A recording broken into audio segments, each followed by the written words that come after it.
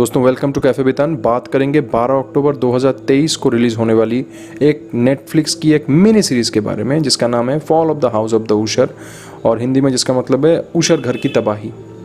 तो कहानी बेसिकली ये मिनी सीरीज़ बेसिकली एक बहुत ही फेमस कहानी के ऊपर बेस्ड है जिसका नाम है वही fall of the house of the Usher, और जिनके लेखक है एडगर एलन पो। ट्रेलर में जाने से पहले ज़रा मैं इनके बारे में बता दूं। एडगर एलन पो एक अमेरिकन राइटर हैं, बहुत पुराने हैं। उन्होंने अमेरिकन लिटरेचर में ज़बरदस्त कंट्रीब्यूशन दिया और उन्हें हॉरर किंग कहा जाता है काफ़ी हद तक, ठीक है। और उन्हें अर्लीस्ट साइंस फिक्शन राइटर भी कहा जाता है, मतलब जब से साइंस फिक्शन लिखनी थोड़ी बहुत शुरू हुई दुनिया में, वो पहले उस वक्त के शायद उस पहले बैच के थे, आप ये मान सकते हैं। अब उन्होंने काफ़ी कहानियाँ लिखी। मोस्टली जो जॉनर्स उनकी फेमस है हॉरर, मिस्ट्री, थ्रिलर, कुछ साइंस फिक्शन, सुपरनैचुरल एलिमेंट्स का होना, और एक स्टाइल उन्होंने मतलब बड़ी उसके ऊपर काम किया, उसको पॉपुलराइज किया, वो है गॉथिक हॉरर या गॉथिक फिक्शन।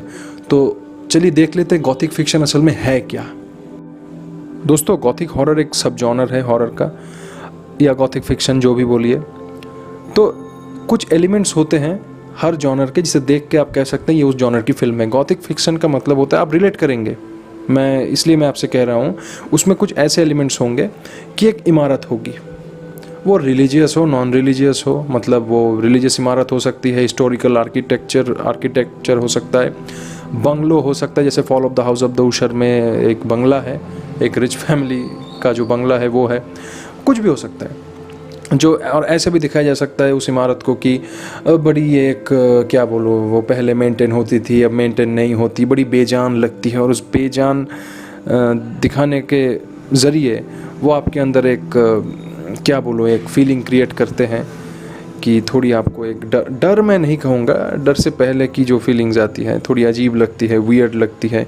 इस तरह के एलिमेंट्स होते हैं। कुछ एलिमेंट्स और होते हैं जिसमें आपको ये दिखाया जाता है कि जो भी भयावह या हॉरिफिक इवेंट्स जो घट रही है उसमें वेंजफुल परसिक्यूशन है। वेंजफुल परसिक्यूशन का मतलब होता है जब आप किसी को मरवाते हैं सिस्टम का सहारा लेकर, जो कागज़ कलम में तो लीगल है लेकिन एक्चुअली इलीगल है, जिसमें कैद करना हो सकता है, नॉर्मल मर्डर भी हो सकते हैं।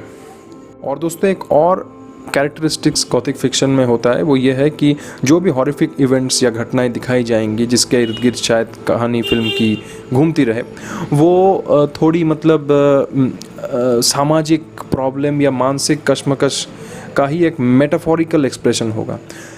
मेटाफोरिकल एक्सप्रेशन मतलब चीज़ें कहीं ना कहीं किसी चीज़ के रिस्पेक्ट में दिखाई तो जाएंगी लेकिन बहुत लाइट वे में, बहुत अस्पष्ट वे में, बहुत फेड वे में, बहुत इनडायरेक्ट वे में, ठीक है।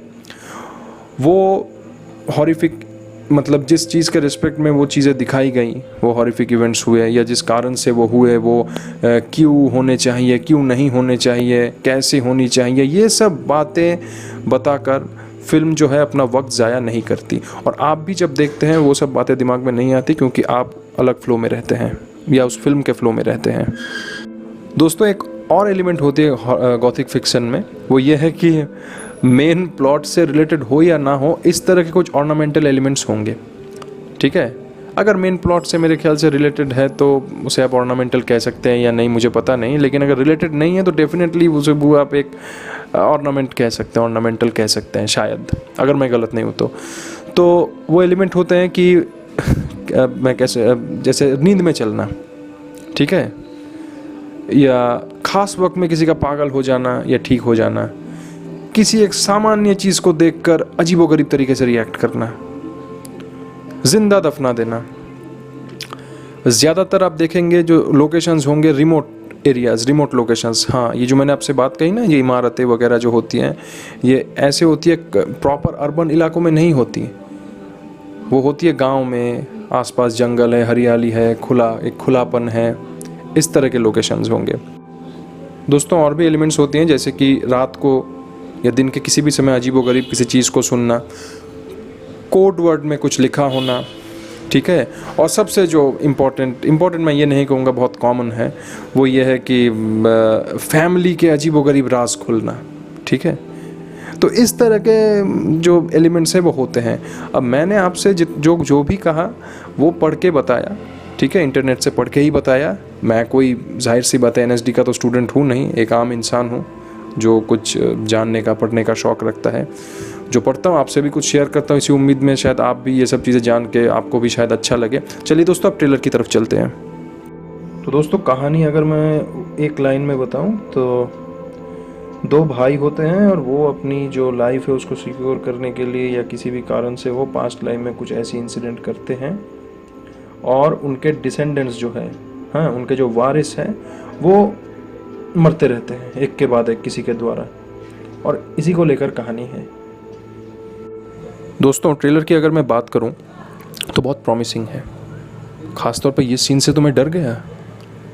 सभी कैरेक्टर्स के जो एक्सप्रेशंस है सभी ज़बरदस्त है, और मैं कैरेक्टर को लेकर या टेक्निकल एस्पेक्ट की कलर जो है वो फिल्म के टेम्परमेंट से सूट कर रहा है, ये सब चीज़ें मैं नहीं कहूँगा, क्योंकि आजकल टेक्निकली फिल्में अच्छी बनती हैं और हॉलीवुड के कास्टिंग को लेकर मैं संदेह नहीं करता, क्योंकि ऐसे लोगों को वो कास्ट करते देख के लगता है रियल और रियल लाइफ सेम है, हाँ।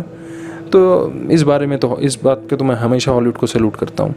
लेकिन क्या है दोस्तों कि एक डर भी है, क्योंकि नेटफ्लिक्स जो है फेमस है वो चीज़ों को डिस्टॉर्ट करने में, और ख़ास तौर पे वो सर्टन पैटर्न में डिस्टॉर्ट करते हैं। वो क्या पैटर्न है वो मैं नहीं बताऊंगा due to lots of reason, लेकिन वो सर्टन पैटर्न में डिस्टॉर्ट करे उस सर्टन पैटर्न के बाहर जाके डिस्टॉर्ट करे, वो कर सकते हैं। ख़ास करके जब मैंने ट्रेलर देखा मुझे ये लगा, क्योंकि कुछ एक्स्ट्रा सीन्स लगे जो कि फिल्म में शायद ना हो। अब आपको लगेगा कि मैं कैसे जानता हूँ, नहीं, मैंने कहानी थोड़ी बहुत पढ़ी है, और 1960 में fall of the house of the Usher इस कहानी के ऊपर बेस करके एक फ़िल्म भी आई थी, वो भी थोड़ी बहुत देखी है। तो मुझे ऐसा लगता है कि शायद कुछ सीन एडिशनल है जो मुझे लगा कि कहीं अननेसेसरी तो नहीं या कहीं डिस्टॉर्ट तो नहीं किया। फिर मैंने विकिपीडिया में चेक किया कि ये कहा गया कि जो कहानी है वो fall of the house of the Usher पे ही आधारित नहीं है।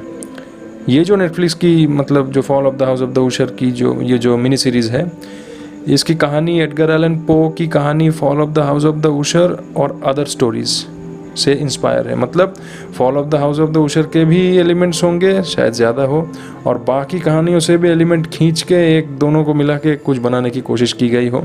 उम्मीद करता हूँ अच्छी बने, क्योंकि अगेन आई एम सेइंग, हो सकता है मेरी बातें नेटफ्लिक्स के ब्लाइंड फैंस को बुरी लगे, मगर भाई वो डिस्टॉर्ट करते हैं, कहानी के कोर एसेंस से छेड़छाड़ करते हैं, जो कि नहीं करनी चाहिए।